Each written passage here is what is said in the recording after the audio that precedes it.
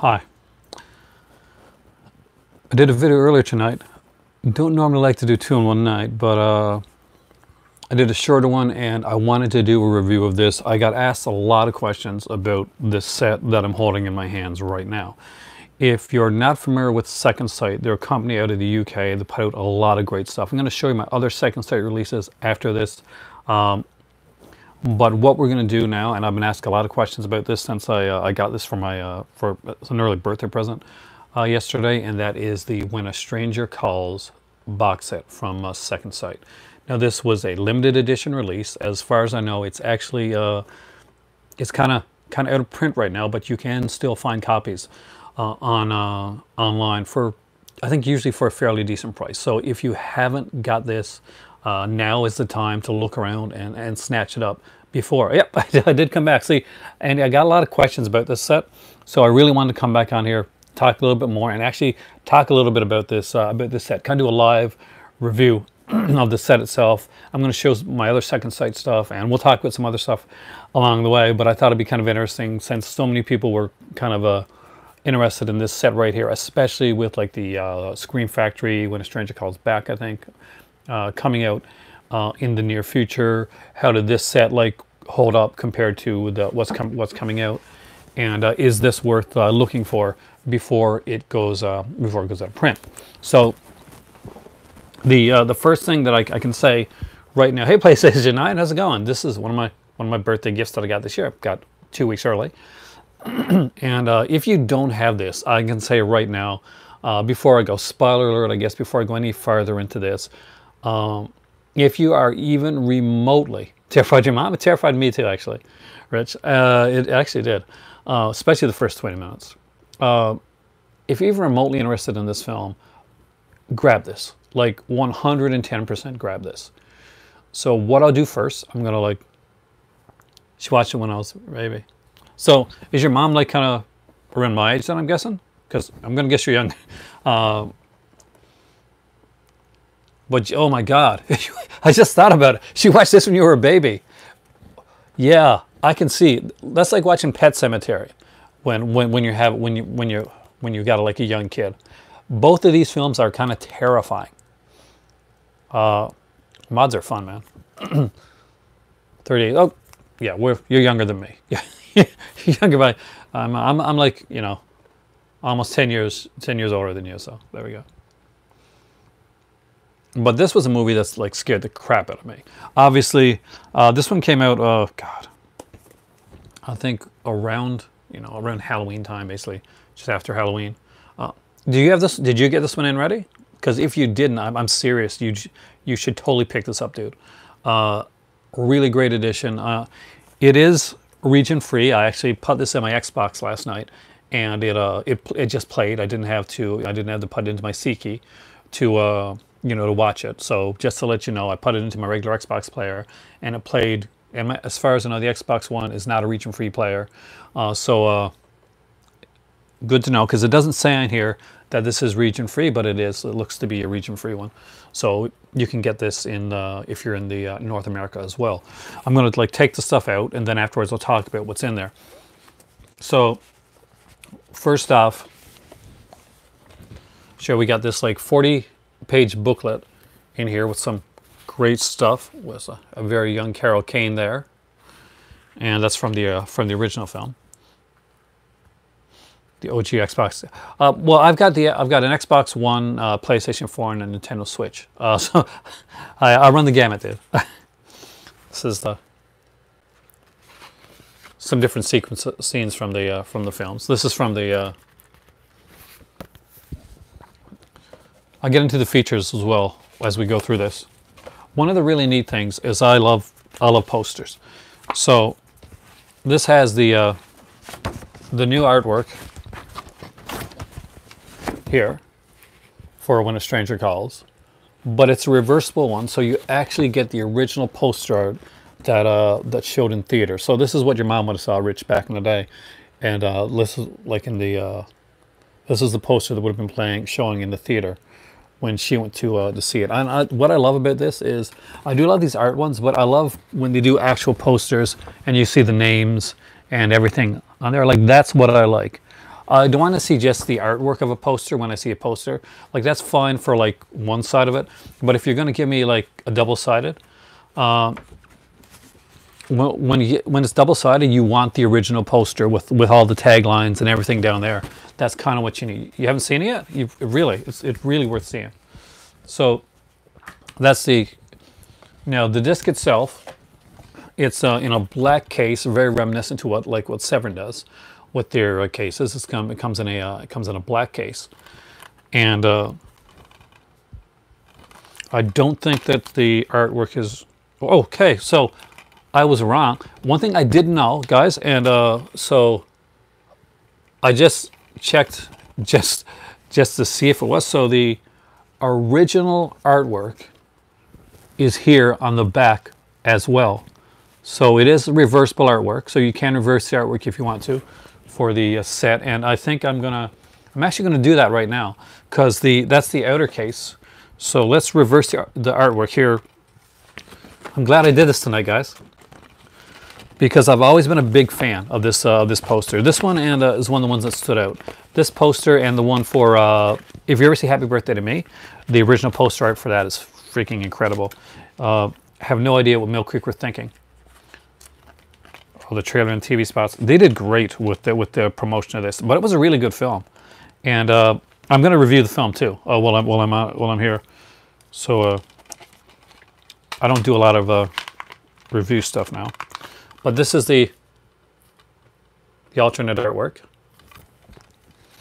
And on the inside, you'll see there's like one Blu-ray disc right here, and I'll tell you what's on it in a second, as well as, and this is the big thing. This is the big thing that I don't think that Scream Factory, Shout Factory are going to have, and this is something that you kind of have. This is the soundtrack to When a Stranger Calls.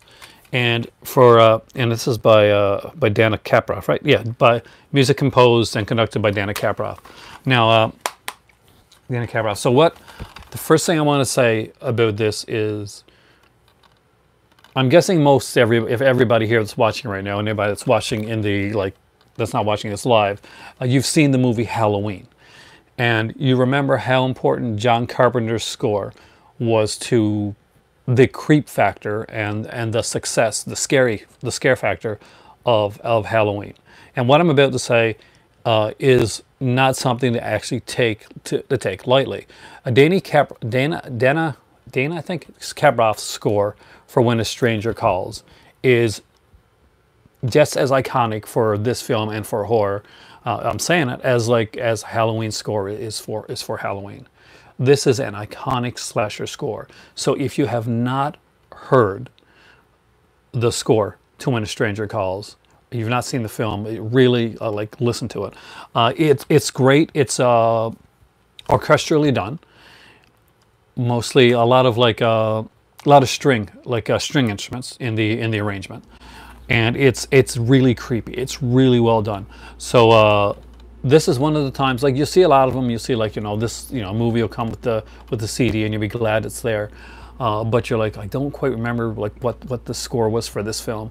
But this one here, this does have an iconic score, and definitely worth looking up the limited edition for that alone. And that's, and we've got a lot of stuff here aside from that. Now, feature wise, it's actually really good, but before that I should mention the scans of the films. Really good prints on both of these films, because it is two films. We get When a Stranger Calls, and it's got a new restoration, and it looks really good.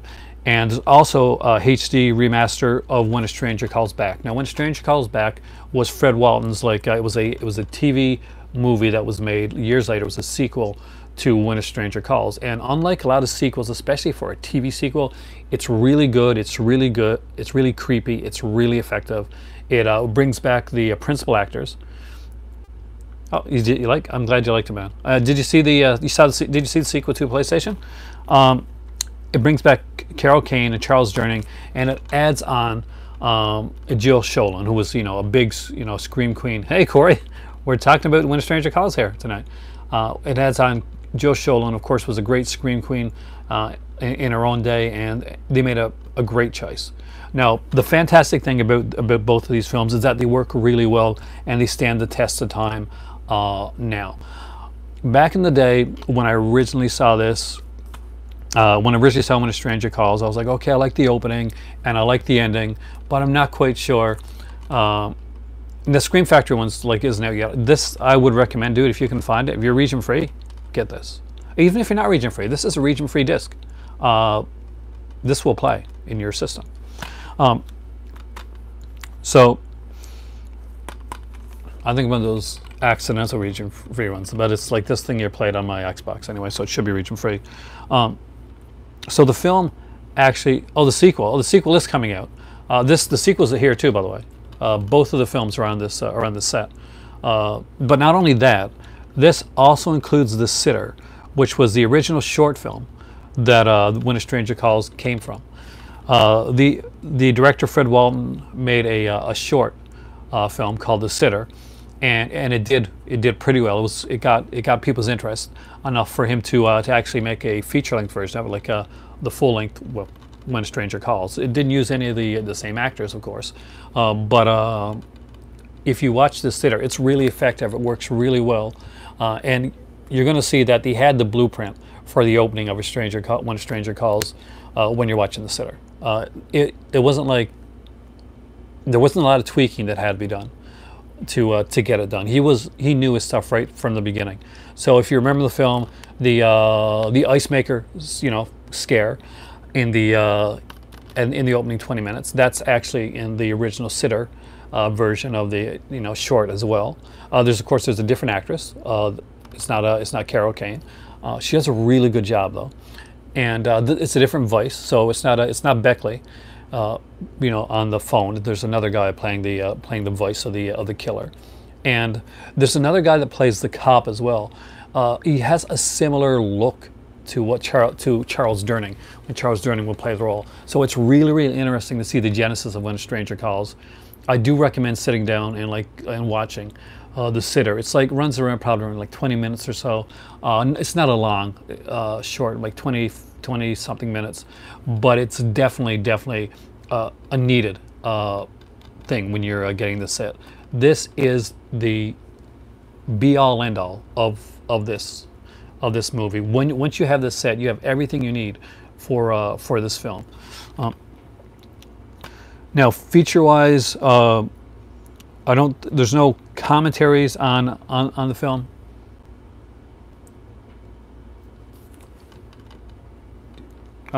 Going for your gaming stuff.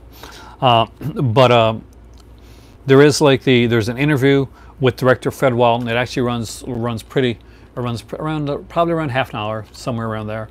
It's a really decent interview. He goes in depth with the film. He actually talks a little bit about When a Stranger Calls Back, and says at the time he needed the money, but he thinks that it worked out pretty well.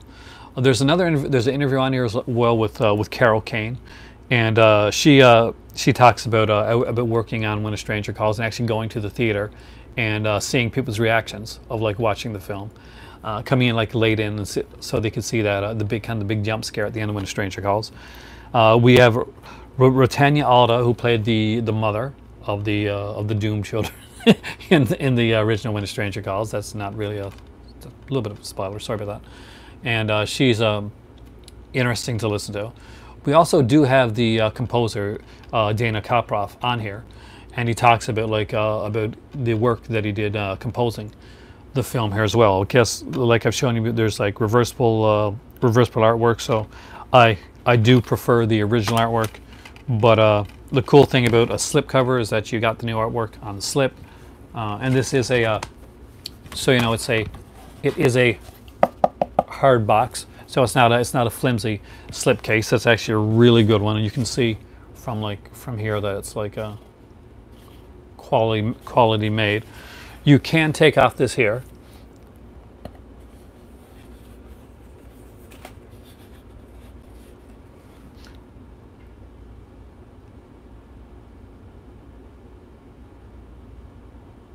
And you can see it's almost like a Jack the Ripper-esque kind of film noirish cover. It's really well done. There's a lot of talk about the about the actor. I think his name is Beckley, Tony Beckley or something like that. Yeah, Tony Beckley that played the killer. He was actually, and he'd done a few things. My dad knew him from Lost Continent, like a Hammer film, but Tony Beckley was actually, he was working with Colleen Dewhurst on this and working with Carol Kane, and he felt like it worked for the film. He felt like he wasn't good. He felt like he wasn't good enough to be working with these people. And Colleen Dewhurst, like, I won't tell you the entire story because it's really worth, like, it's a nice thing to hear. She says something anyway that helps it a lot. But if you remember the film and you remember the killer from When a Stranger Calls, it's odd in the fact that we have a killer that does this horrific child murders, this horrific thing, and yet they find a way to make his character it's almost kind of sympathetic. There's definitely a pathos, a sympathy that you have with the character that Tony Beckley plays, and that is no small feat. When you take a character that is a child killer, and like a vicious child killer, not like kills children with his own hands type of thing, and we actually follow his like progression once he gets out of jail, and we see what his life is like and how he ends up going down that road again. It's really ahead of its time with that. Most of the time when you watch a slasher film, a lot of them, like the Jasons or the Michaels and stuff like that, there really is, you're just watching from one film to the next. There's a different cast. But when with Fred Walton's When a Stranger Calls, one of the things that you notice is that there is a growth in all the characters. There's a growth in Carol Kane, from when she's like a babysitter to like being a mom herself later in the film, to Tony Beckley's character, who was like a vicious child killer, and the experiences that happens to him after he gets out of prison, and how that leads him down to what happens again.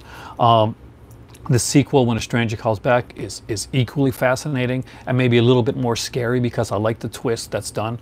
And When a Stranger Calls Back, it's really neat, and I don't want to give anything of it away, but I think it is equally as interesting. Some people find the sequel better than the original film, actually. The short is a must-have. I would have liked an audio commentary, but with all the features that are on here, it's not really something that's needed. If, like for instance, if Shout Factory threw an audio commentary on one of theirs, I'd grab it on a sale type of thing. But once you have this really is definitive for When a Stranger Calls. You got everything you need. So looking at this and seeing this set here makes me even more excited about Dawn of the Dead and Martin, because the work and the dedication that Second Sight put in to this set, what they can do with Romero's stuff, it's going to be mind-blowing. If you haven't been collecting the Second Sight releases, these, when they do the box sets, they're like this, they're hard boxes, they're extremely well done. And they definitely know their stuff. They're fans of the film. You can see that by the extras and the information that's put in there. So that's my thought on When a Stranger Calls. Definitely, it's a must-have. I don't use the term a lot on here now, but consider this a pins pick. This would be like, definitely, this is a platinum pick. This is something that I do think belongs in everybody's film library. If you're even a passing fan of like slasher horror film at all, this, and even if you like suspense films, if you like thrillers, if you just like a well-crafted film and a well-done box set, I would recommend picking this up. It is a great set, and that's my review on When a Stranger Calls Second Sight set, which I hope you guys enjoyed. You guys are super quiet tonight, and we did have a few people in here earlier. It's a shame that some of the people that were here earlier didn't come back, because they specifically asked me questions. Oh, thanks, PlayStation. I really appreciate you coming in. Enjoy your games and your modded stuff, and have a great evening. Enjoy your supper.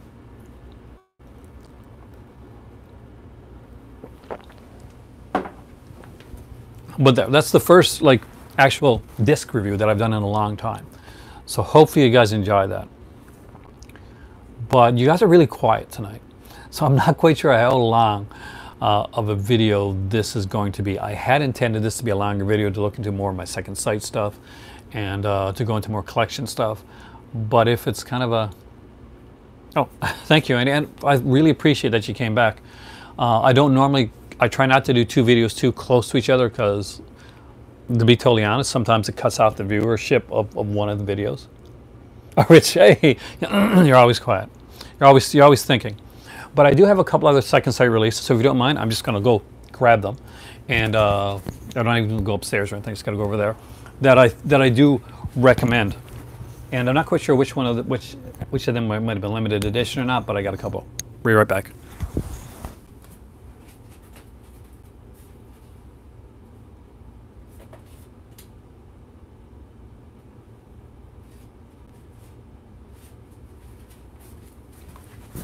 So that didn't take long. I just got a couple here that I wanted to show that I think are great additions as well.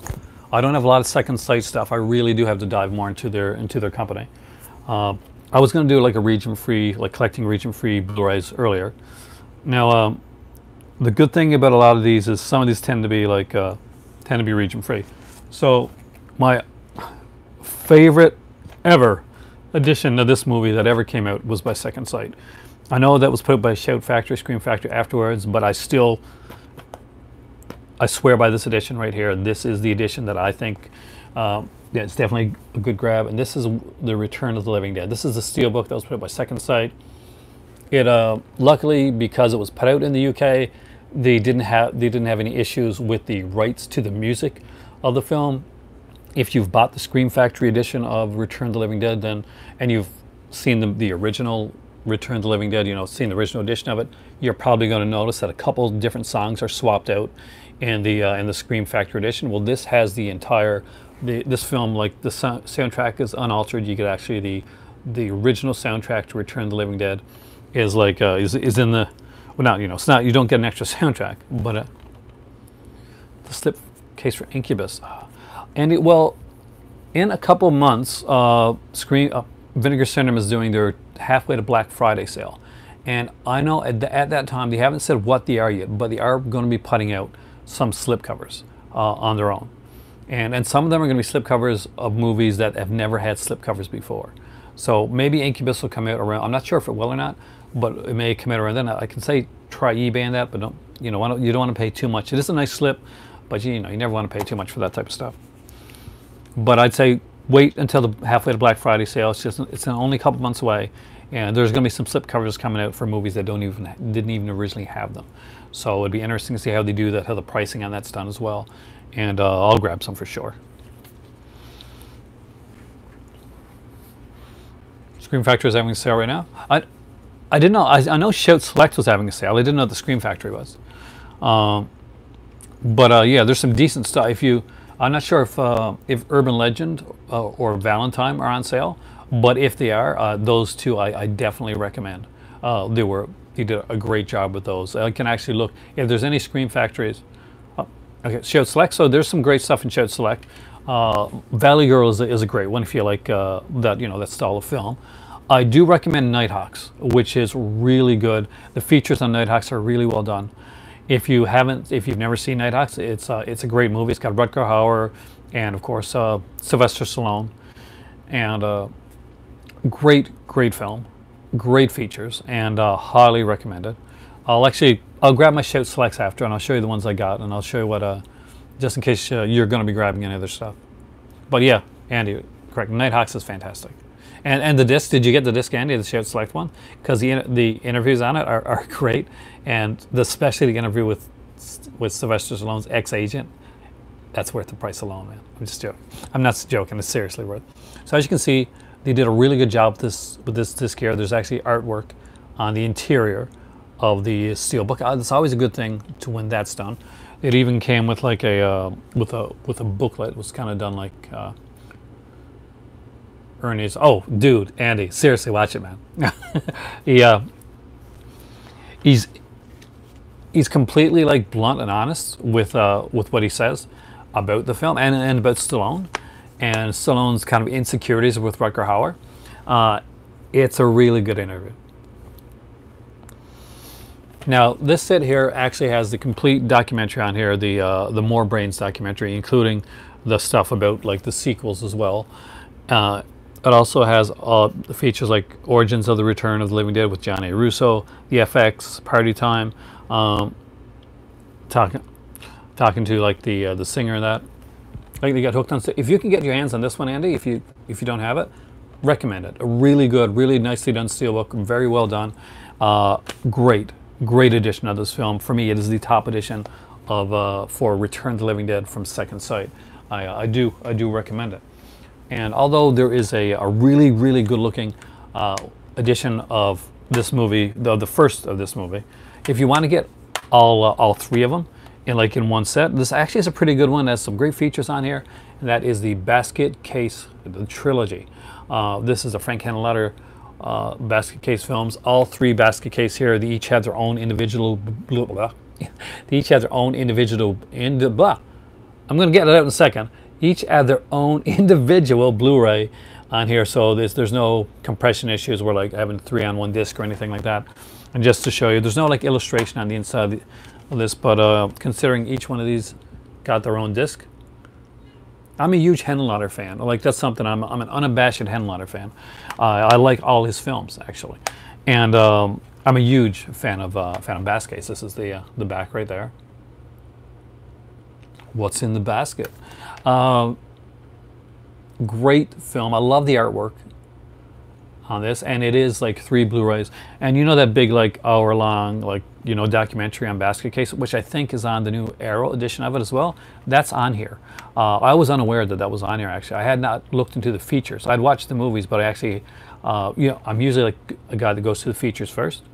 But I hadn't gotten into look at the features, and I was looking at, do I need to get the new Arrow edition? Because I'm sure it's kind of a nice spiffy transfer and all that. But this is actually a pretty good transfer of the film as well. They did a great job. And I turned it on and I looked in the extras, and it had like the documentary that I think it was an hour-long documentary on the basket case trilogy. So I sat back and I watched that, which was a lot of fun. Do strongly, if you can get your hands on this one here, basket case 1, 2, and 3. It's all of them. This is your go-to. This is your basket case. That's all you need with your basket case. So, Shout Select, right? It's a Shout Select sale. I don't have a lot of Shout Select. I'll just grab them and I'll show you guys and give you some recommendations on that.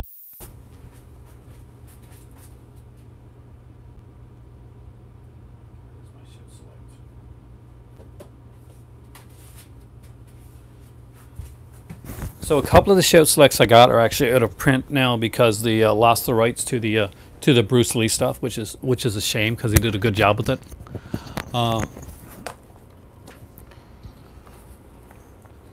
But the first one that I picked up, and again, because I really dig this film, and I actually even like the TV like movies that they did later on. Was did a series, like a TV series, and I had Chris McDonald in it.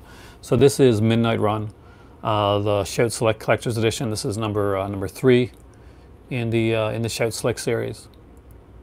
And I really like this movie. I've always liked this film. There's actually some nice features on here as well. Interview with Robert De Niro, being Jack Welch, a new 2K scan of the film here. We got to do an interview with Charles Grodin, an interview with Joe Pantoliano. There's an interview with John Ashton, interview with Yaphet Kotto, interview with the writer of the film, George Gallis, a vintage making of featurette and theatrical trailer. Again, if you look at the inside of it, there is actually a very cool like reversible artwork. So this is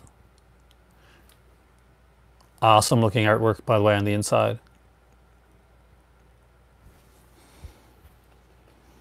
And a great like artwork on the disc as well, just to let you see that.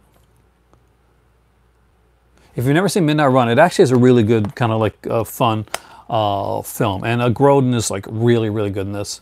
De Niro's always good, but Grodin really steals the show a lot in Midnight Run. So if you've never seen this movie, it's a great film, and this is a great edition of it. This is definitely going to have it. Shout Select is one of those companies, like, even though like Shout Factory is a big company and Screen Factory gets a lot of press and stuff, not enough people talk about the Shout Select releases. They're really great stuff. So I would definitely recommend Midnight Run if you're into this style film at all. It is a great release. Next up is the one that I just talked about before, and that is Nighthawks. Again, another fantastic release. There is no reversible cover, but there is like kind of like artwork on the inside. Well, there's a picture on the inside, like a wraparound picture with Sly Stallone, and the disc has a good old Rutger Hauer, a very young Rutger Hauer on there. Again, great disc. A lot of stuff on here. Interview with producer Herb Nanis on here, with the writer Paul Silbert. We got director of photography interview with James A. Cotner. They talked with Lindsay Wagner, of course, is Stallone's like love interest in the film. She should have had more to do with this, actually. Catherine Mary Stewart and police consultant Randy Jurgensen. But they talked to the guy. They don't say it on the back here, actually, but they talked to the guy that actually worked with Stallone. I'm not sure if was he like the consultant or something like that too, but he was.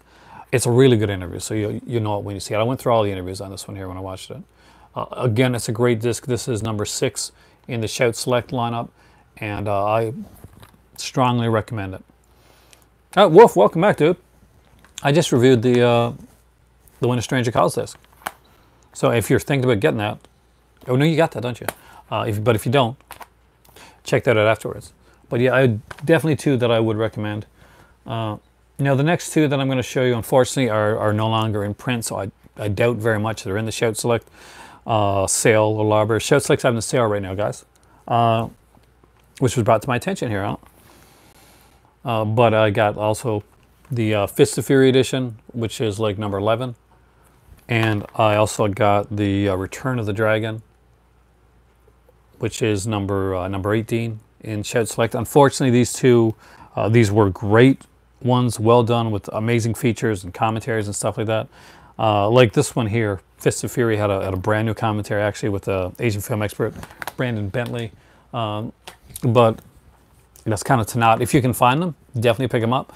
But they wouldn't be part of the sale because unfortunately they're gone out of print. They lost the rights to them, and they had to sell off all copies that they had ASAP. So I managed to get 2 out of the 4 of the Bruce Lee ones that they put out. I actually didn't get the other ones.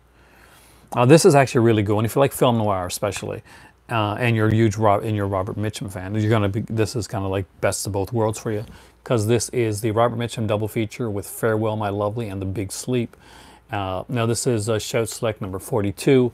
It is a really great edition. 2 excellent films in my opinion, with great casts. Like when it comes to it, like Farewell My Lovely has like aside from like Robert Mitchum, we got like Jack O'Halloran, Charlotte Rampling, Sylvia Miles, John Ireland, Harry Dean Stanton, Sylvester Stallone in that one, and in the Big Sleep we got like we got James Stewart, Candy Clark, Oliver Reed, Sarah Miles, Joan Collins, Edward Fox, John Mills, like also like kind of starring in this one here as well. Now this has some great features. There's a new interview here with actress Sarah Miles from talking about the Big Sleep. There's a Big Sleep on location, includes a brief interview with director Michael Winner.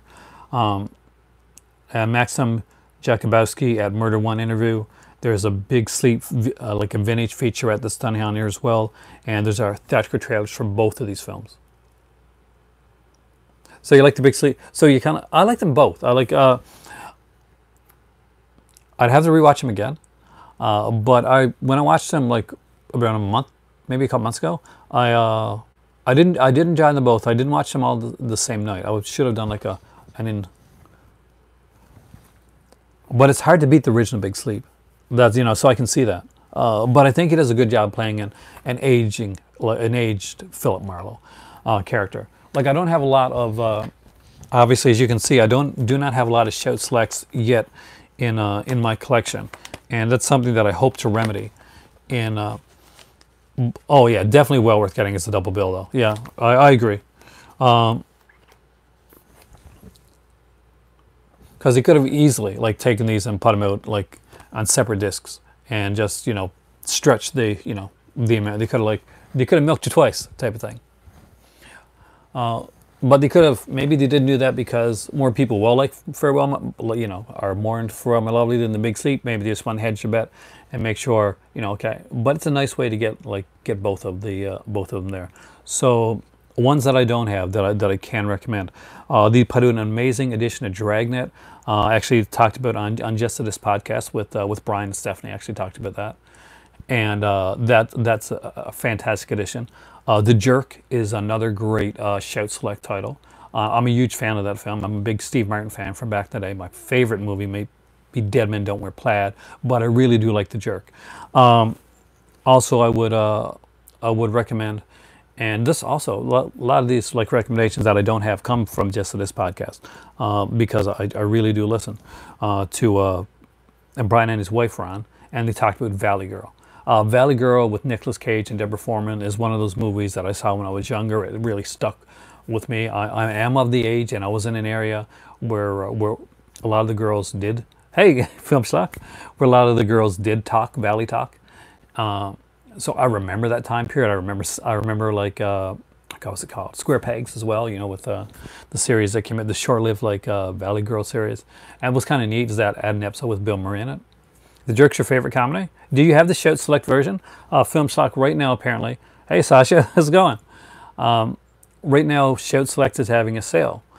So if you're a fan of like any of these films, like Rich said, Valley Girl is great, and I completely agree. Valley Girl is a fantastic film. It has an amazing soundtrack. It is just, and what's really great is that all the music's there. So when you got a soundtrack like Valley Girl or something like that, you kind of get worried because the music is an intrinsic part of this film. Just like if you're watching Miami Vice, you cannot watch Miami Vice and have like sound-alike music on there. You got to have the original music. It is ingrained. It is part of the blood of the series. And Valley Girl's music is pumping through the veins of the film. It actually is a huge. It's its own character within the film, as much as Gotham is a character in a Batman film. The music in Valley Girl is a character within the film itself, and they do a great job. There's interviews. You got the Jerk. Oh, I gotta get that. That's such a good release. And it is so well done. And some things that would, I guess some things that they'd say wouldn't fly right now, but I think Steve Martin doing it, they would, because he's just so good, and he's such a likable guy. He's such an affable character, and an actor that he's extremely likable.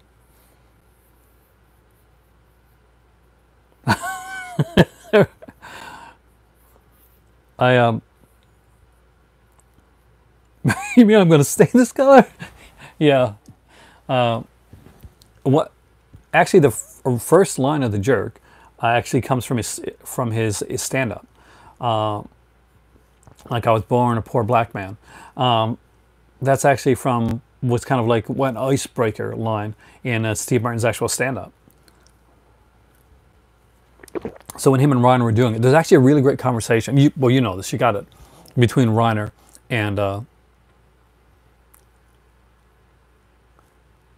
Emma Stone. Just I already love Emma Stone like for being a fantastic actress, but love her even more now because that is such a classic film. Actually, I was kind of wondering what I was going to get with money that my mom's going to give me for my birthday. And I haven't dove into Shout Select. As you can see, I've only got like 5 Shout Select titles. I think I'm probably going to pick up, if I got enough to get 3, I'm going to grab The Jerk, Valley Girl, and Dragnet. If you guys are, and I'm guessing most of you guys are old enough to be familiar with the movie Dragnet, the Tom Hanks, Dan Aykroyd film Dragnet, it was an incredibly well done movie, and way better when you revisit it. It stood the test of time for me. It really did, and I'll be honest, guys. I'm not a big fan of the serious drama Tom Hanks. He's a great actor. Of the stuff that he does now, I'm a fan of the Tom Hanks of the Splash, Dragnet, Bachelor Party era. That's my Tom Hanks. The comedic Tom Hanks that does all that stuff. I really love that. I miss that aspect of Tom Hanks. I know you can't, he didn't want to get stuck in a rut, and he got the dramatic stuff. He did really well. He won Oscars, all that type of stuff. But I like that era of him. And if you haven't checked out the Dragnet one, I do recommend. Booze and Buddies, exactly. He did that with, oh God, Peter Scolari from, who would go on to do Newhart. And of course, would do the series, I Shrunk the Kids, Honey, I Shrunk the Kids. For you, Dragnet is a TV show. Money Pit's another fantastic film. The Burbs, I love The Burbs. I have that Arrow release. Now, when you say Dragnet's a TV show, are you like a fan of the original Dragnet? Did you watch the rebooted Dragnet that they did later on with hold on, Ed O'Neill, actually, from Married with Children fame, because he did a serious version of Dragnet like later on. I think it only lasted like 2 years, but actually was a pretty good show. One thing I can recommend, I don't have it yet myself, but it's a TV show that I did watch, and this is like kind of a show that was originally done back in the day. But they did like a new, like a 90s version of The Untouchables. And William Forsythe plays Al Capone in the newer version of Untouchables that recently came out on Blu-ray, of both seasons actually, in a set together. And it's probably one of my most wanted things for a TV show. I remember that show like strongly, really well, and it was a really, really good, really well done series. But there's a two-parter with where Al Capone and Elliot Ness have to kind of team up because they're both fathers, and there's a serial killer that's killing children going around.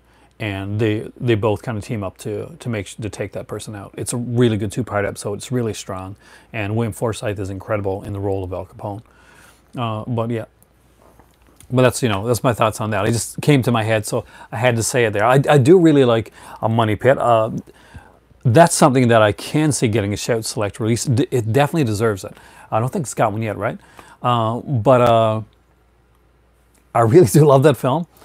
And the bathtub scene, you're right, that is completely hilarious. Another one that I think is really good, that I don't think has gotten like a really great release, but really deserves it.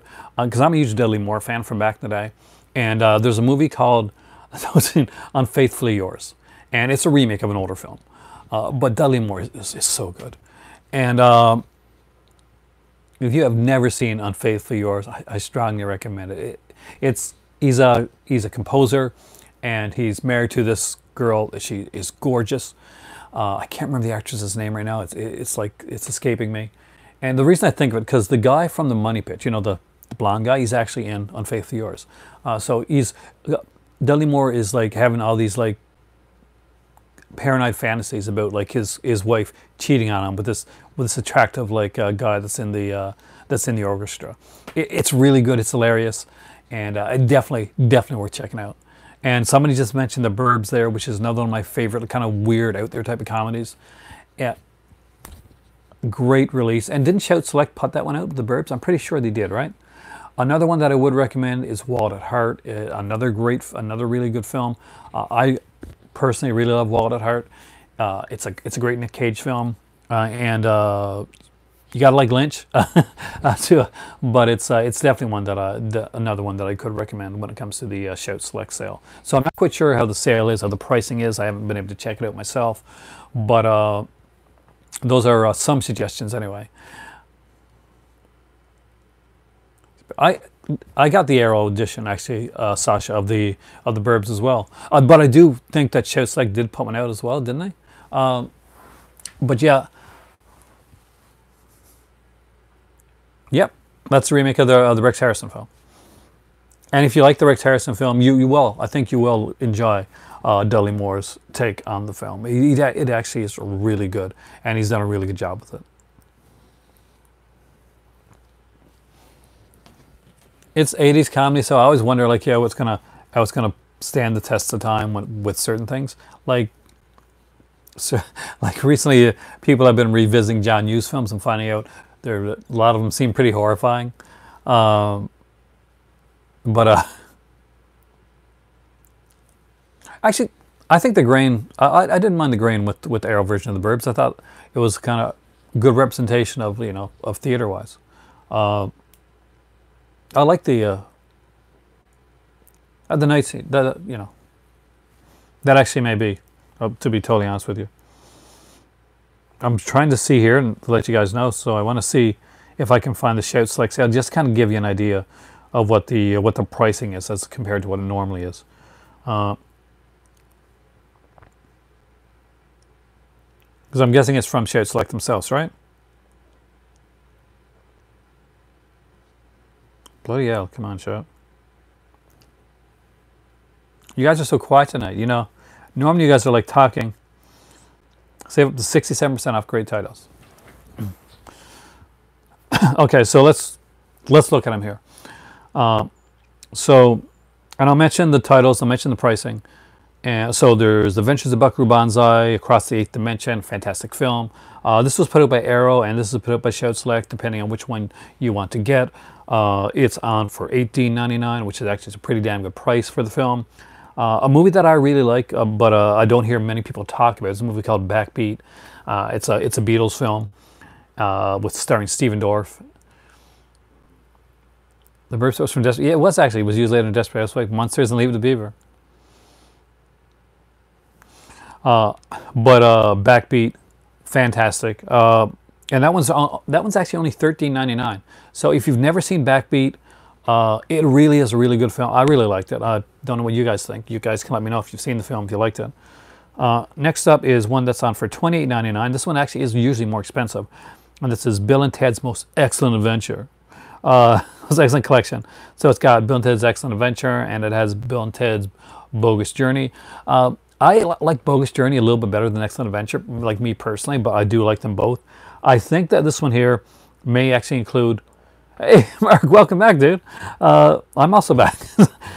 May also include like the TV, maybe one of the TV cartoons episodes. I don't know. I'll look afterwards. Right now, guys, or anybody just came in, I'm checking out the Shout Select sale. There's the Billy Jack, the complete collection. So if you want all the Billy Jack films, they're really fun films. Bill and Ted 3 coming soon. You're right. Is only $23.99 for the complete Billy Jack collection. So that includes Billy Jack, and the original, of course, Born Losers. It has the trial of Billy Jack and Billy Jack Goes to Washington. I personally love the Billy Jack films.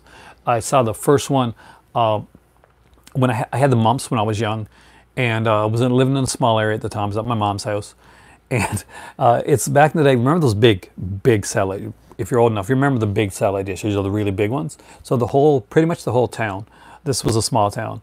Like we're all getting cable from this like parted cable from this satellite dish, right? This big satellite dish that this guy had. And I had the mumps. I was in bed, and like Born Losers and Billy Jack, I think played back to back. And I like Born Losers a lot more than like Billy Jack actually, but I did even back then. But I did enjoy both the films, and the girl in Born Losers was really cute. And when they redid it with Billy Jack, they used his wife a lot, and she had a smaller part in Born Losers, but she's actually the star in Billy Jack. And I'm not gonna lie, she could be a bit annoying at times, a bit on the kind of the whinier side. Yeah, that's just me. That's just what I thought. That one is $23.99. It's a complete collection. I got freaked with Alex Winter's. Here, I've got the Blu-ray, but it's the Film Shock. I've got the one that has no features. I'd love to have the feature-filled one. It's great. Oh, really? I got to rewatch like those films. We got a classic here, guys. Alan Ladd, Veronica Lake, William Bendix, The Blue Dahlias here for $13.99. That's a great price for that one. And they actually have these aren't like featureless. These actually, a lot of these have some great like lengthy interviews and features on there, especially for like an older film. Next up, of course, is The Burbs. The collector's edition runs $18.99. If you're not like region free, that's definitely grab that because it is a fantastic film. Whatever way you get The Burbs, whether it's Arrow or Shout, just have it. It's a great movie to have in your collection. There's Car Wash here, a Richard Pryor classic. They're $13.99. Cheech and Chong's next movie is running for $15.99. Again, I grew up with Cheech and Chong. I actually had the album, so I know the no stems, no seed that you don't need. Acapulco Gold is badass. We, yeah, I know all those original ones. I know Dave says. I've heard that they keep saying they're going to reboot Back to the Future, but it never really happens. The Glass Key is actually was also from it also should be also somewhere in the sale, and from what I remember, like from because I was looking at the features on some of these, the Glass Key has some amazing features. I was really surprised with how much is on it actually. We got City Slickers here, and that one. Note for anybody who wants to get City Slickers, it's $19.99, and that one does have the poster with it. Next movie one, it is definitely one of the best. So the poster is still available for City Slickers if you want to buy that one now. Colors, which is a movie that I saw in theater 5 or 6 times. I'm not going to lie to you guys. I really liked the movie Colors when I was younger. I was a teen when this came out. Sean Penn and Robert Duvall were fantastic in it. And I was huge into the gangster rap stuff. And Ice-T's Colors was just what... I had the soundtrack. I saw the movie 5 times in the theater. Really into it at the time. It's $15.99 here on the sale. We got Death of a Salesman, $17.99. Which edition? Oh, is this the Dustin Hoffman, John Malkovich? Dirty Rotten Scoundrels, again, that one is here. It's $19.99, but that one, again, also has the exclusive poster. I agree, Sasha. I do not want to see them touch Back to the Future. Because, so, both Dirty Rotten Scoundrels and City Slickers, if you go in early enough right now, I guess, you'll get the poster with those. Stacey Keats, yeah, I like that.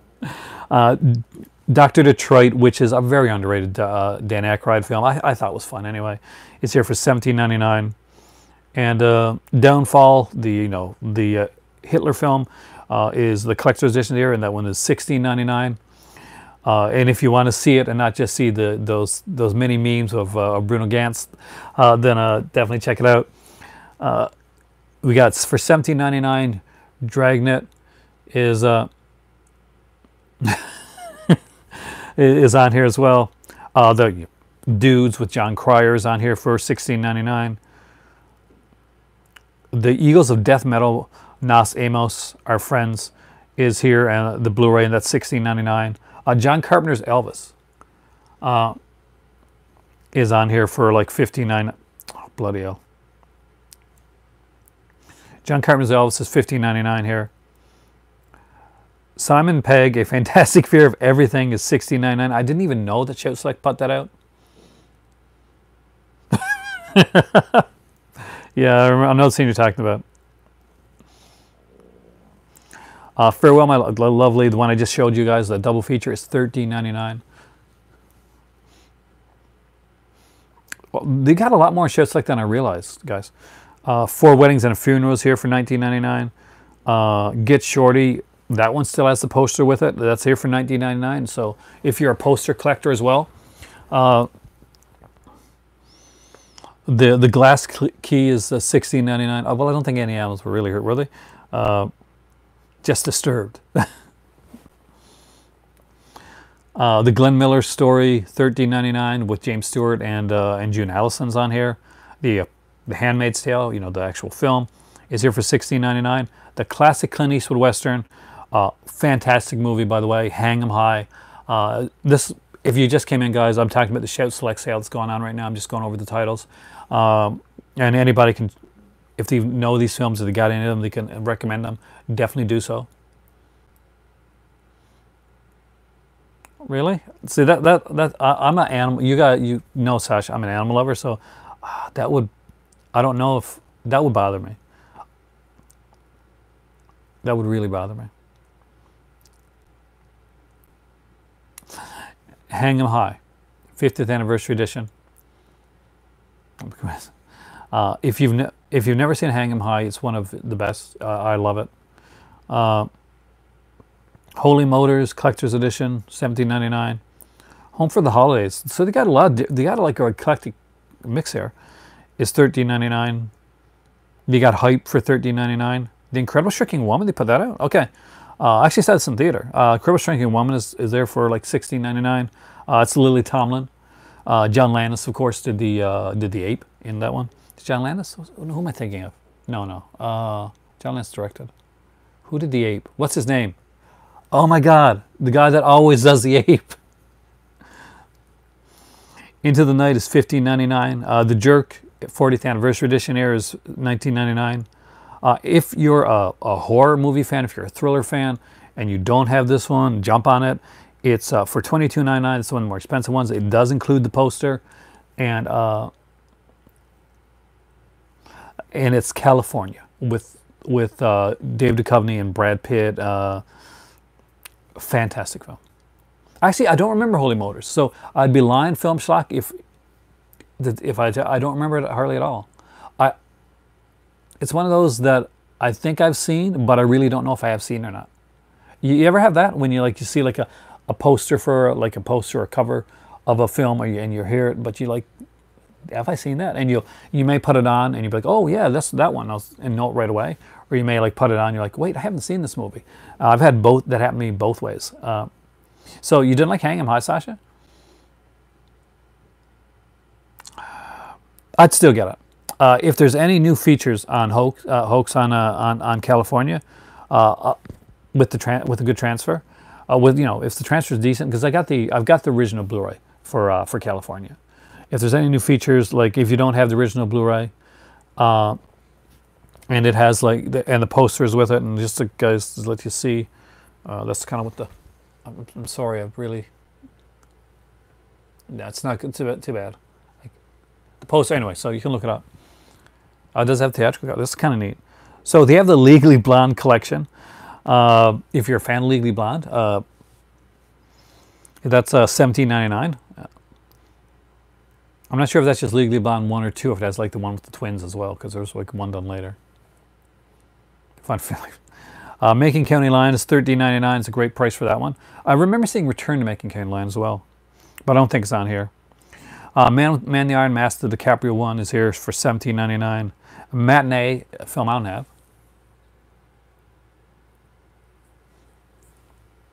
have. Definitely one to check out. $18.99 is a great price for that. $20.99 for apparently for Midnight Run. But that's an early one, so I can see that. The Moderns Collector's Edition is $15.99. I'll be honest with you, I don't remember the Moderns. Maybe you guys can like tell me more on that one. Mr. Mom, which is a movie, again, another movie I saw in theater. Into the Night's a fantastic film. Hoax is 100% right. If you don't have Into the Night, and I don't have it yet, can't afford it right now, but I would pick that up. Mr. Mom, $16.99. Great price for that. Classic Murder by Death, which is a really fun film, runs here for $14.99. Nighthawks Collector's Edition is $14.99. No excuse not to pick, if you got the money right now, not to pick up Nighthawks. That's a really good edition. Again, $53, but was the Pink Panther collection. That's not decent for that one for Blu-ray. Plague Dogs is here for $16.99. Quigley Down Under is $15.99. $18.99 for the original Red Dawn. I remember seeing that in theater as well. Roadhouse is $16.99. Shakedown is $15.99. Oh, here's one of my favorites. It's an HBO film. I'm a big Michael Caine fan, and this is one of my favorite performances by Michael Caine, and that is A Shock to the System.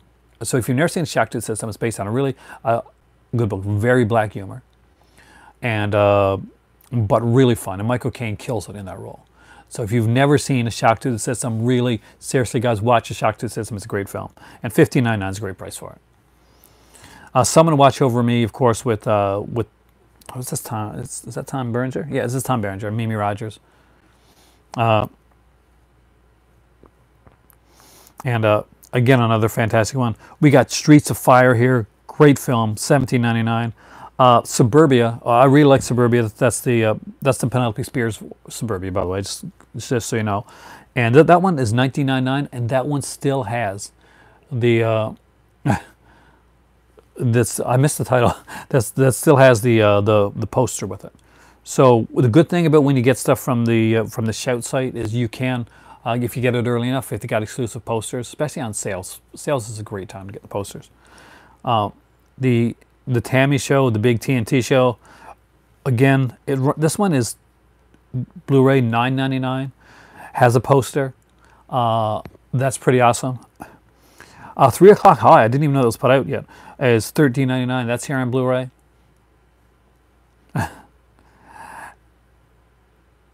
The ticket is here for $8.99, which is actually really cheap. That is a Shout Select one. The Tiger Hunter, is that right? Is $19.99, and if you if you trust if you trust me at all when it comes to the movies, then I always say, even if you didn't like it, give this one another try. You know, this is one of my favorites. To Live and Die in L.A. Collector's edition here, $18.99. I really like To Live and Die in L.A. Trespass, again, I thought was a really fun film. That's here is $15.99. There's way more Shout Select than I thought. I thought I'd like have 5 or 6 here and I'd be done. Used Cars is $13.99. $18.99 for Valley Girl is a really good price. Whale Rider is $12.99. Don't really remember that one.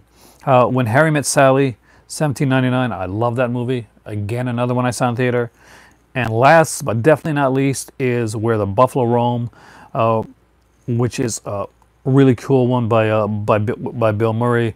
That one is $18.99, and you get to see Bill Murray playing Hunter S. Thompson, as opposed to basically seeing Johnny Depp. Also did a great job as Hunter S. Thompson. But if you've only seen Fear and Loathing in Las Vegas, and you want to see like another take on the Hunter S. Thompson character, Bill Murray played him first, and that's in that one.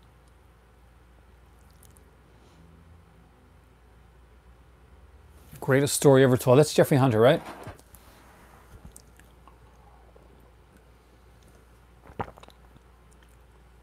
Young Rick Moran. I've got the DVD Streets sold. I don't have the Shout Select Blu-ray. I'm gonna have to dig that out. Cadillac Man.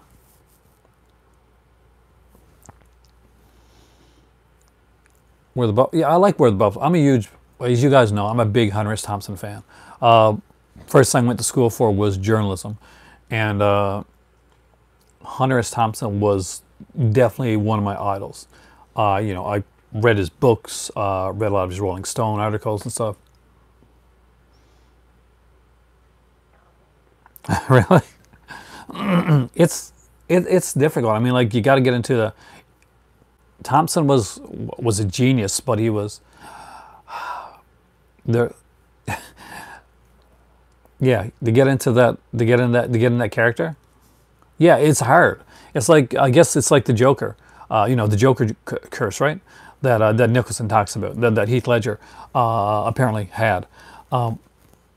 They're very twisted roles in a way. You know, Hunter Thompson's a real person, but Hunter Thompson was a guy that was a gonzo journalist that went out there, and he lived. He lived life. Like him, like or hate some of the stuff that he did, and agree with it or not. He lived life. You know, all to the full extent. You know, going up, you know, with biker gangs, the enormous amount of drugs that he did would have killed a man a lot like any other man would have died a lot earlier than Hunter S. Thompson did, considering like all the stuff that he did, like drugs, drinking. It was when you picture journalists, a classic journalist, especially in my era, you pictured Hunter S. Thompson. That's kind of what you aimed for, without the self-destruction part of it. But that's what you aim for, to be that good, and to get that much into what was done. Anyway, that's my thought on Hunter S. Thompson. So there you go, guys. That's the entire Shout Select sale. If you came in late, I did review this right here. And I recommend, like, afterwards, checking it out. I did the first like 70 minutes of this is a complete in-depth look at this set. I show everything that's in the set. I show the movie. I show the reversible cover. I talk about all the features, and I give you my thoughts on both of the films as well as the short. And I also showed off 2 of my Second Sight steelbooks right here. I've never been into method acting. Film stock. I'll be honest with you, it bugs me. I understand it for some people, but I am of the school of Olivier, who would say, just act. You know, no, I don't care what your what your motivation is. When that camera starts, act. I've never been somebody that agrees or believes in method acting. And if you hear my channel long enough, you'll know that that's originally what I, not method acting, but acting was originally what I was going to, that's what I was going to do.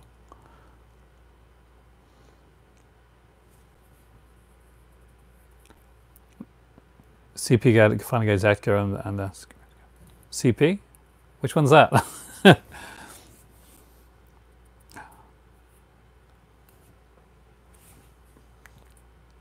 See those abbreviations. Abbreviations, they mess with me so much. But no, I never was like, I never believed or agreed with the school of method acting. If you can act, you can act. Get out there and read your lines, understand your character, get your, you know, what I personally did anything, a little stage shows. It didn't matter if it's a small role or a big role, and I didn't think it was method really. But what I would do is I like write up like a history of the character, like a kind of like a little Bible thing that I'd have for myself. Like that wouldn't be, you know, like okay, this is the character's like thoughts and stuff. So when I could like look at that, and when I started, I wouldn't be like basically a thing of like, okay, you know, nobody can come near me for 3 hours. I've got to get myself. Why so serious? I love Heath Ledger in that film.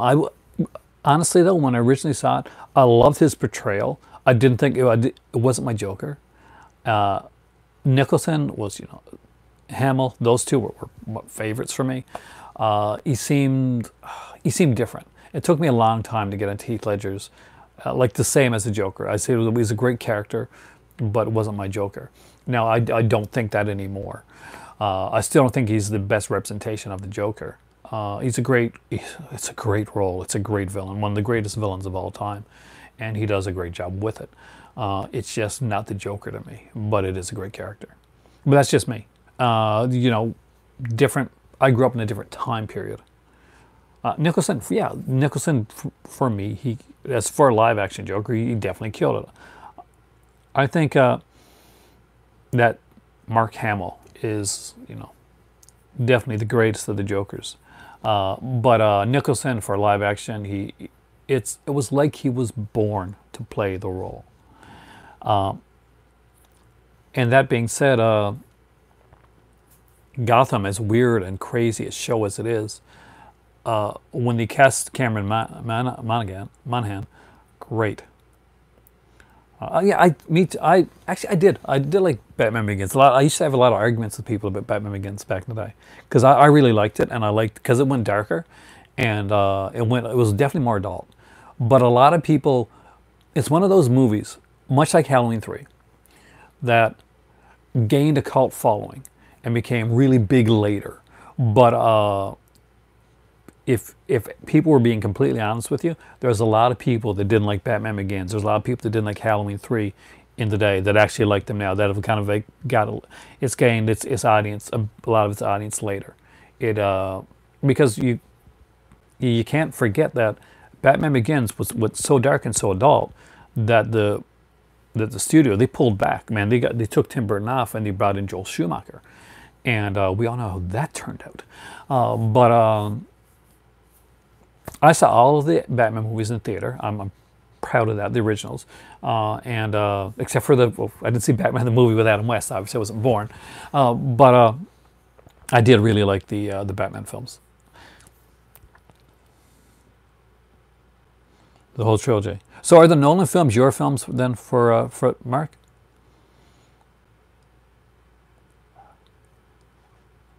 Yeah, I think that the strongest point that can be made for the original films. Oh, don't be sorry, man. Everybody's got their own. Like my better half is like, yeah, I think she likes the original Batmans too, but she appreciated the Nolan films much sooner than I did. You know, she's around like 7 years younger than me too. So there's you know, there's that difference. that time frame difference. And nobody's ever going to say like that Nolan didn't do a good job on what he did, but some of the casting for me was wrong. You know, but I think that what really, for me as a fan, as a fan of the comics too, the best in my opinion. Now that again, this is just my opinion, my not so humble opinion, is that Gotham in the comics is it's a big deal. Gotham is a character. It's its own character. It lives, it breathes, and you believe all of this twisted stuff can happen. That a man can dress up like a bat. That there can be somebody dressed like the Joker. That all these characters can be out there because of the way that Gotham is. Gotham is this dark, twisted city, and the Tim Burton films, Gotham is a character, and he just did such an amazing job with the films, with the two that he did, and it set direction on that. You know, his work, the guy that originally did the work on Gotham, he actually passed away. Not Gotham, sorry, on in the original Batman, the 1990. He passed away actually, and I think they had to get another person to do Batman Begins, a different art director. But Gotham looks amazing in both those films. You can't imagine. You see those sets and it kind of looks like it's kind of timeless in the weird way that's done. And that and Michael Keaton just epitomizes the character. When you see Michael Keaton, you look at him and the way that he acts, and you're like, okay, yeah, I can picture that guy putting on a bat suit and going at night and going after people. When you see Christian Bale as Bruce Wayne, I think he's actually really good. When you see him as Batman, oh, he's very good. Oh, just find it out there. But yeah, Tim Burton for me brought the comic book to life. I think Chris Nolan did a great job with what he had to do, and stylistically it's wonderful. Most of the casting is fantastic. I do think that Christian Bale is miscast in the lead role, and that takes a lot out of it for me. But you know, that's just me. Like, everybody has their own opinion when it comes to that. My dad, of course, would probably be more of the Adam West Batman. Would probably be more of his style and his thing. So everybody's got their own their own favorite. And I know some people that'll just go yeah, Kevin Conroy. That's it. Forget any of the live action Batman. And my better half, she is that person. For her, Batman is Kevin Conroy. The Joker is Mark Hamill. A live action Batman done to the comics hasn't been done yet for her. And who Batman is your favorite Batman? That's the thing. Christian Bale is such a good actor, so to see his performance like that, it's kind of strikes you because this is a movie that's got Gary Oldman in it. You know, throughout the series, you've got Heath Ledger, Cillian Murphy. Actually, was one of the original thoughts to be Batman before Christian Bale got the role. Cillian Murphy was in the running to play Batman. And his performance seems just so at a step with the rest of the films. And per Batfleck to Bale, I can see that actually. I can actually see that. People were really going to be dissing on Ben Affleck when he was cast in the role of Batman. But when you see him as an older Batman, he personifies what the older Batman, what the Frank Miller Dark Knight Batman would definitely be. He looks like he came right out of the comics, out of the cartoon series. The first scene of Batman versus Superman when he's basically the fight sequence with Zod, and he's seeing the destruction that's being done, and he comes out and he's got the gray around the temples. He literally looks like the animated Batman just jumped off the screen and became a person. So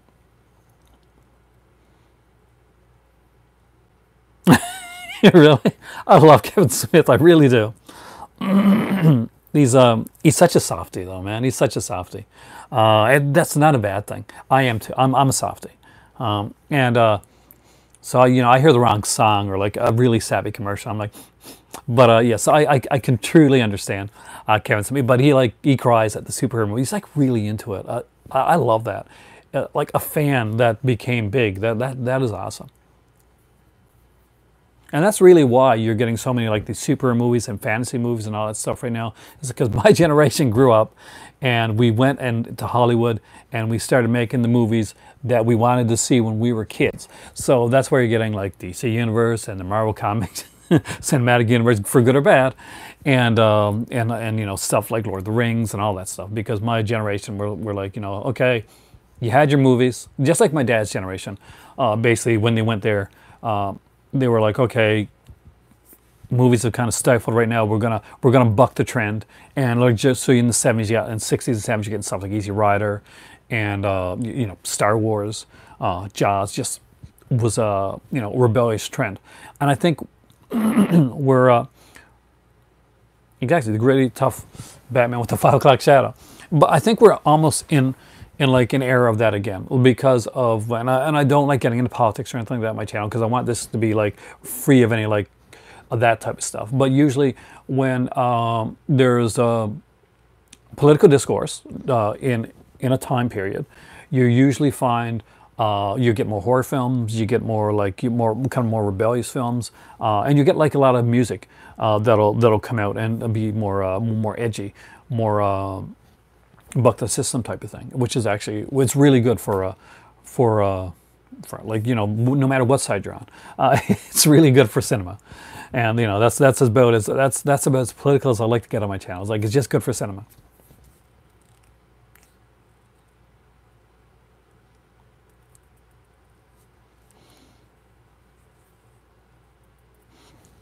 So hopefully that makes some sense. It's a good time for horror films.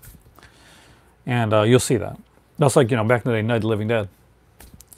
Just came at the perfect time. The new classics, they're in the making right now. And hopefully they're not all remakes.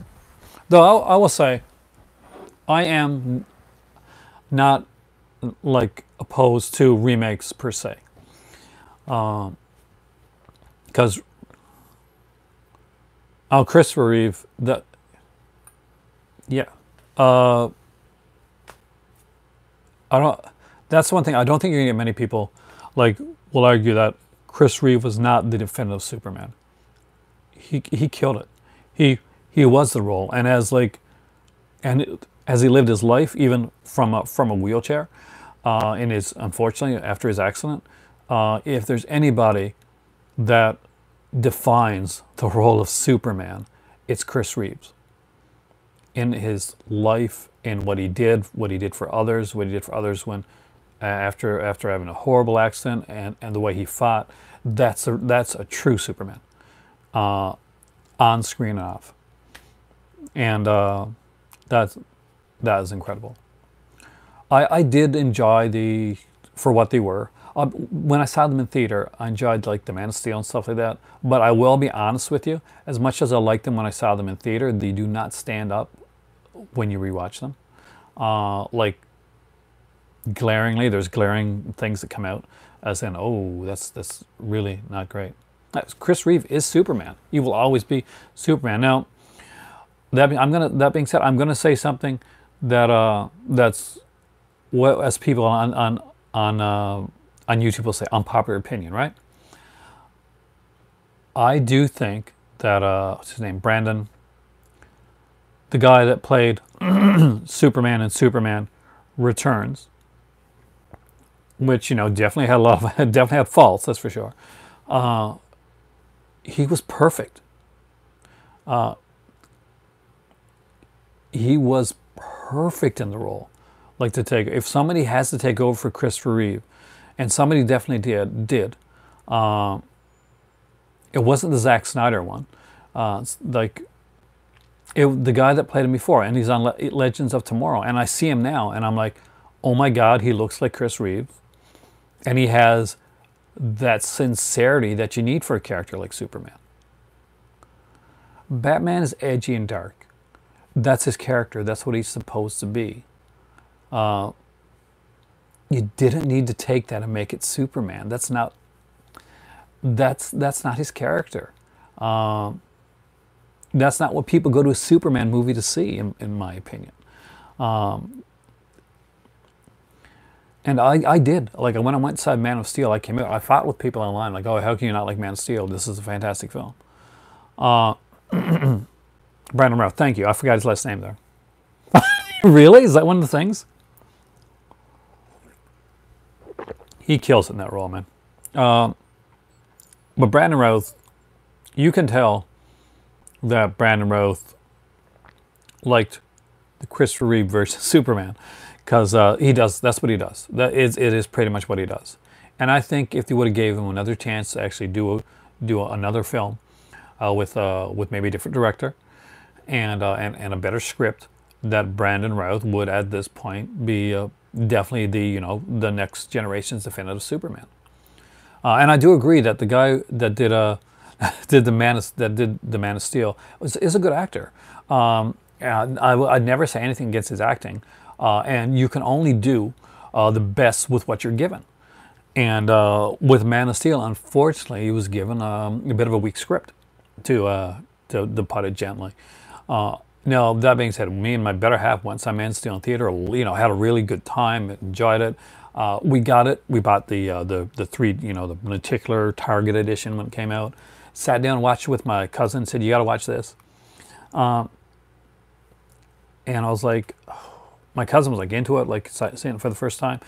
But we're like, it was. Henry Cavill was so much better in like Mission Impossible. That was a really good Mission Impossible film, by the way. And that ending fight sequence was amazing. Exactly. When you watch Legends of Tomorrow with Brandon Routh, you still see Chris Reeve. It's like Chris Reeve, like his characterization, reborn. And it's not like Brandon Routh is actually playing Superman anymore. That's just who Brandon Routh is. Man, on Chuck, for instance, when he was on Chuck, he was like a character on Chuck. Even then, you could see the Superman aspects of Brandon Routh in the series Chuck. So when he was like cast to play the role, like nobody said, "Whoa, I'm not sure." No, he was like immediately. They're like, "Yeah." When Henry Cavill was cast to play the role of Superman, they're like, "He's a good actor, but I'm not sure if I see him as Superman." I guess if you wanted to put it in a way, I guess Henry Cavill kind of resembles maybe the John Bogdanove. He's a Superman artist. He's like version of Superman with the really like extended, like, kind of like the chin, like the really chisel look that John Bogdanove would have, as opposed to like someone like God, who am I thinking about? Totally lost it, but I was, I hate when that happens. Hey, Tommy Films, welcome, dude. We have gone through, just to let you know, I did a complete, so if you want to check that later on, I did a complete review and unboxing of this thing here. Talked about everything from the features, showed the poster, showed the interior artwork. I'll show you guys the reverse artwork for guys who came in late. So this is the artwork, and this is the original artwork. We talked about the Shout Select sale, so tell me, in case you weren't aware, Shout Select has a sale going on right now. It's actually a pretty big sale, up to 67% off. We went through all the titles in the Shout Select library right now. And I showed off two of my second sight steel books. Hey, B-Movie Archives, welcome, dude. And that's it. And these are all I have in Shout Select at this point. Midnight Run, Nighthawks, Fists of Fury, Return of the Dragon, For My Lovely, and Big Sleep. Oh, dude, we all have things we have to do, unfortunately. So, if anybody wants to get me a Shout Select for my birthday, much appreciated.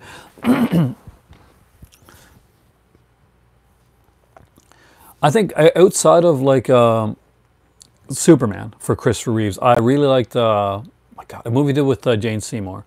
It was a time travel romance film. I really like that. And I also liked, oh God, Death Trap with him and Michael Caine. Brilliant. I love both of those. I've always, Death Trap was one of those, like, which is, you know, the stage play as well. And I'd always wanted to do it. Like, yeah, when I was growing up, I'd always wanted to, like, do that, or Sleuth. I would love to have done either one of those, like, on stage. It would be a blast. Now, I guess I'd be playing the Michael Caine role, but back then I wanted to play, you know, the kind of Chris Reeve role, like the younger guy, and it is such a good one. Jimmy Basket Case Steelbook. It's actually really cool. The really neat thing about this one is it is all 3 films, and each get their own Blu-ray. So, actually, I don't know what I'm doing wrong, Mark, but I tried my best. If you're on Twitter, tweet out my channel sometime, and or tweet out the video, and tag the company I'm talking about. Maybe they'll be nice enough to give me something, or send me a T-shirt.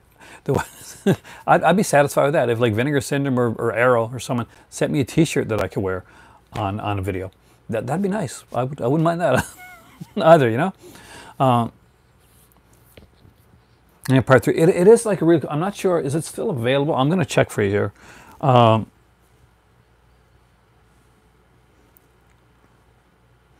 Because it was an Amazon UK one.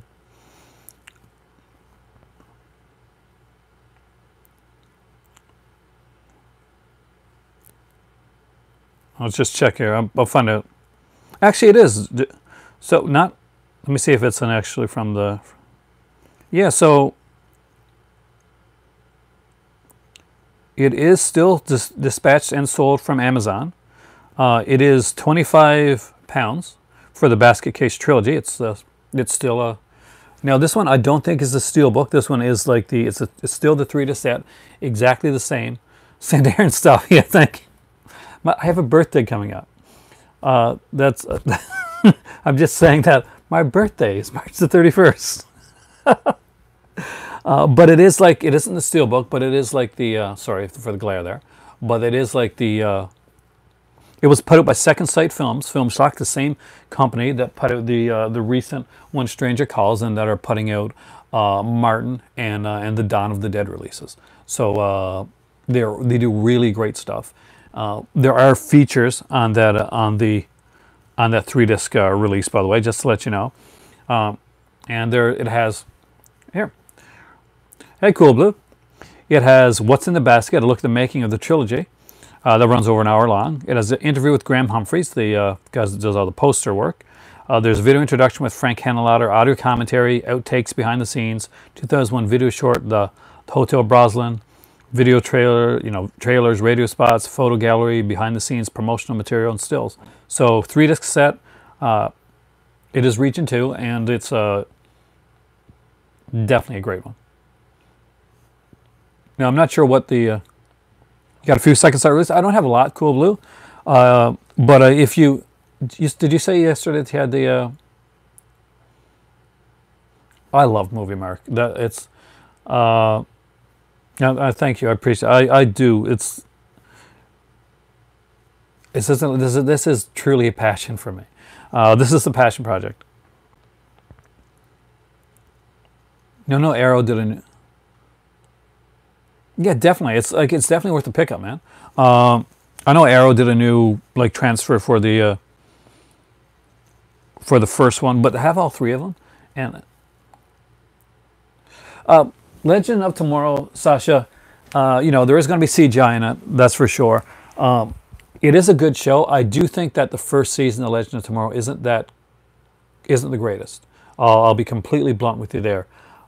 There's a bit of a trudge with the first season, and really. It's because of the. It's not a dark show. It is a bit darker in the beginning. Oh, the ring collection, nice. But the difference in Legend of Tomorrow is its lighter aspects and its fantastical things stands out from the rest of the superhero crowd. It's not dark like the Arrowverse. It's its own thing. It's very different. By the time the second season comes around, the cast really starts to gel and they really start to get into like who's really good. The season that's out right now has John Constantine in it, and it deals with magic. So that I'm all there for that because I'm into that. But if you're looking for the darker stuff, Sasha, if you really want to see like the darker superheroes, then I'd say the WB channel. Their DC universe is what you're looking for, with Titans and Doom Patrol and the upcoming like Swamp Thing. That's definitely.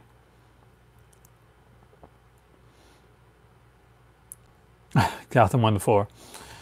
I like Gotham. I'm just waiting for the series to end, and I'm hoping they'll put out like a complete series set. That's kind of what I was waiting for. I've got the first season of Gotham actually on Blu-ray. I bought it for $1 at HMV. Oh, the Ghoulies Steelbook. Wasn't it 101 Films that put out the Ghoulies Steelbook though? I think it was 101 Films for the Ghoulies one. Oh, you could do it, Mark. And I always remember, like a lot of people when they start out, like Movie Cave Dave, another guy, loves steelbooks by the way, great YouTuber. He didn't come on first. Basically, you'd see the movie, right? And he would. Yeah, I'm pretty sure it's 101 Films. But check. But yeah, so you would just like show the film, and you wouldn't just hear his voice. And only later on did he come on when he was doing like live streams, and then he would later come on and do videos like in front of the camera. So you can always like try, practice, do some stuff on your own. Maybe not even put yourself in there and just do it. 101 Films did a really cool job with it though. I gotta give them credit. And have you noticed that films that 101 Films put out are now coming out by MVD? So, because I got Double Dragon. I love the movie. I'm not gonna lie, I love Double Dragon. It's such a weird movie. Even Collector 101 didn't even know it. I will get the MVD release of Double Dragon 2 just because there's such good features, and even as an animated pilot for the Double Dragon cartoon, I gotta have that. That's a very different film. Give him the Ghoulies by mistake. Yeah. I'll be honest with you, the original Ghoulies is, I guess nowadays, if you're a Law and Order fan, Mariska Hargitay is in it. Actually, she's one of the the friends, the guests. She got very puffy hair. She probably did that around the same time that she was in like Freddy's Nightmares, probably before Freddy's Nightmares actually, because she did an episode or two of Freddy's Nightmares as well.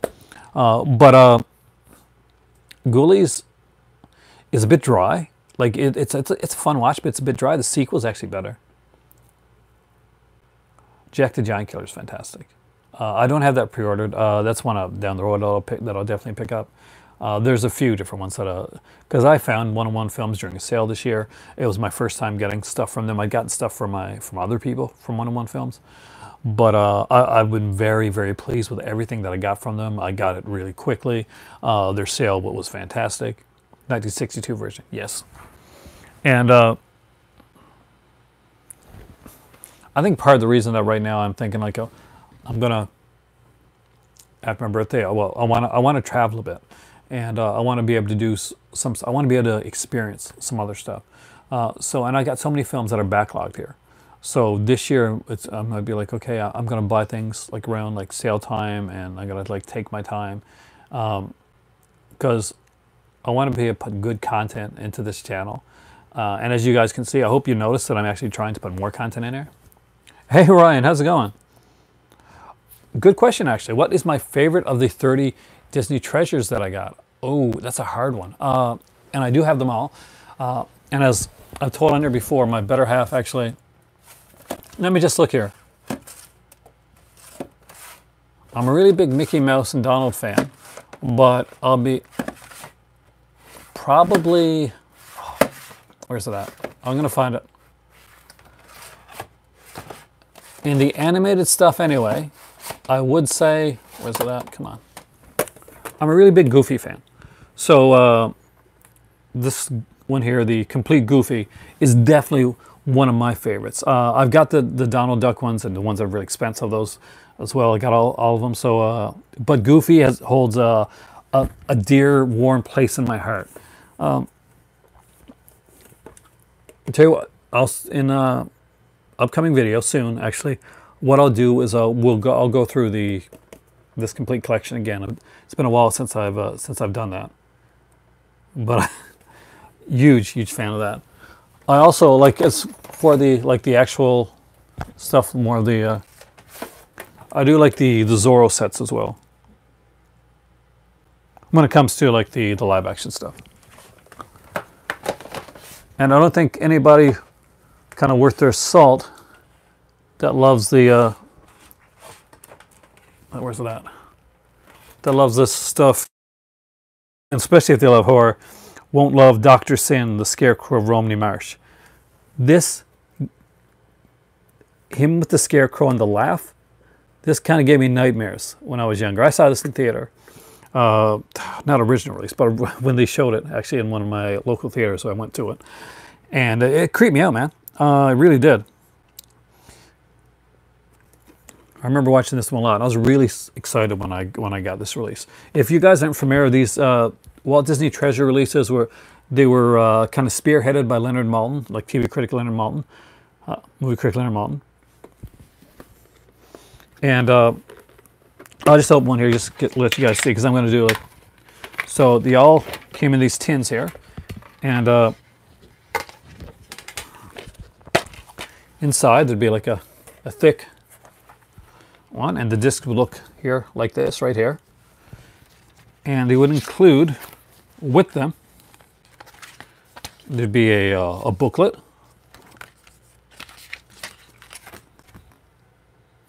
talking about it.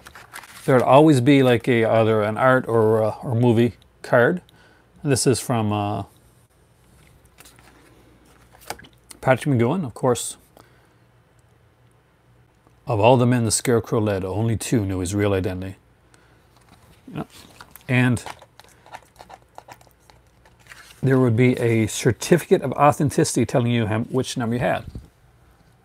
So this one is 33,696 of 39,500. And a lot of these actually are...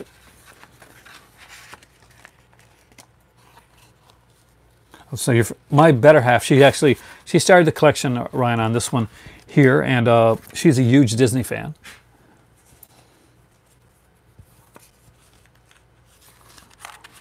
You can like them both. I wouldn't say Disney's too nice, man. Oh my God, have you seen the early stuff?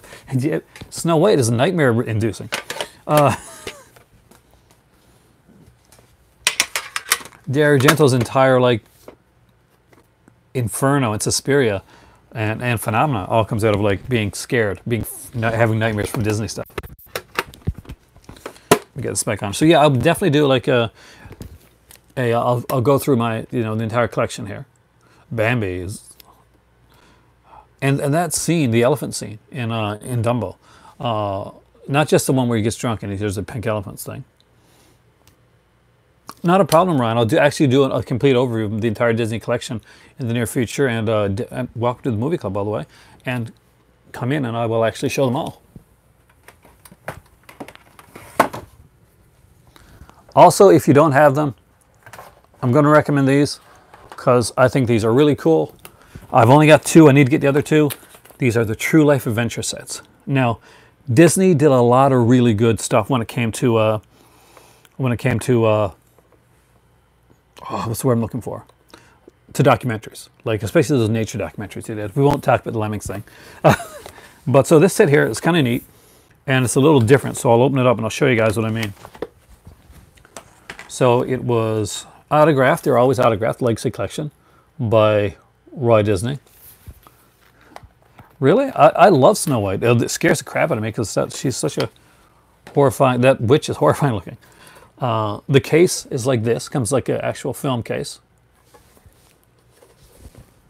which I think is actually kind of cool.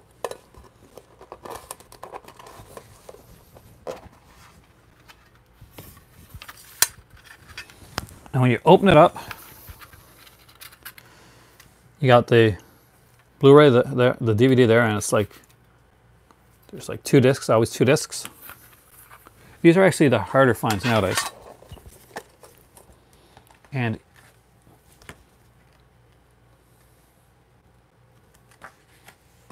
lift the to reveal the exclusive collectible. So what is the exclusive collectible? Does it say lift tray by fingers at bottom left and right?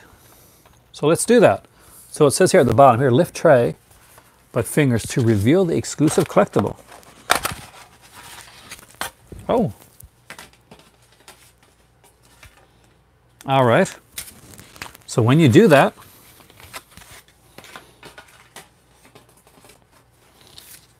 you get a Disney True Life Adventures passport.